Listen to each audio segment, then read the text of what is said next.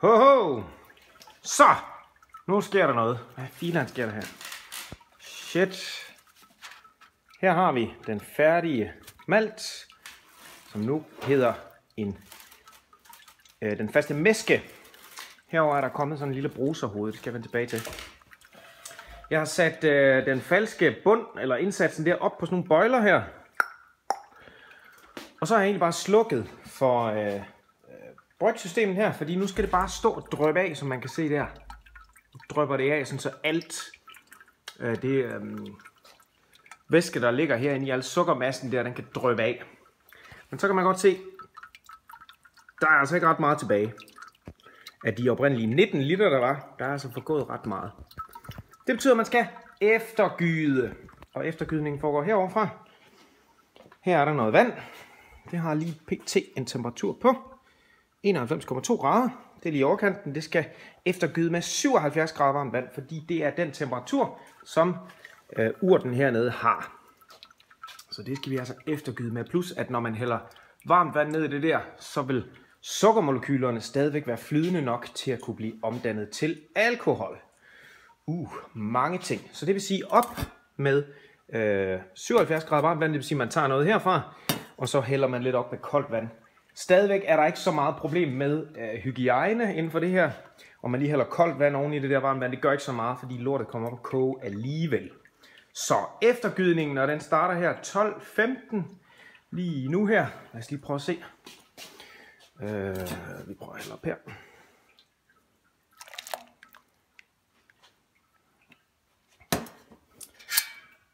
Så skal vi have den her temperatur til at ramme 77 grader. Det gør man ganske enkelt med lidt koldt vand.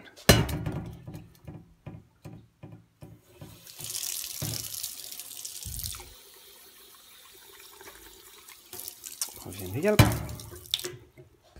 Jeg rører lidt rundt i det her.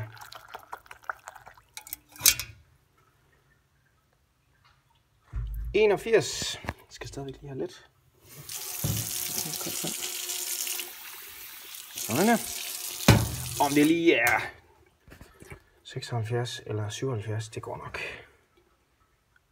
76,8, den tager vi. Og nu er den altså op på stolen her. Så hælder man sit vand stille og roligt ud over her. Den her proces kan tage op til 2 timer. Det er delt med godt nok længe. Fordi jo langsommere man benytter sig af det her vand, der skal glide lige så stille ned igennem, jo flere sukkerstoffer får man med, og jo lettere har man ved at nå sit OG-mål, altså Original Gravity. Og det er altså det, der bestemmer, hvor meget alkohol der kommer i øllet.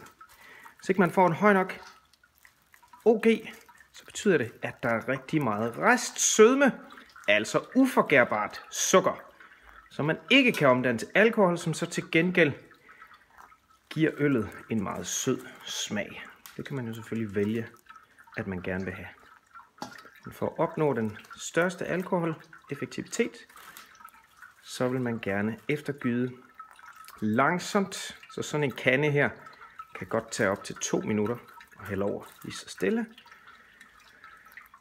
Det der ligger her på, det er det man kalder en eftergydningsplade, som altså spreder vandet ud, så det bliver som sådan et brusehoved oven på masken. Sådan der. Sådan fortsætter man indtil masken her den kommer op til 2 cm fra kanten. Det er et stykke. Vi ses!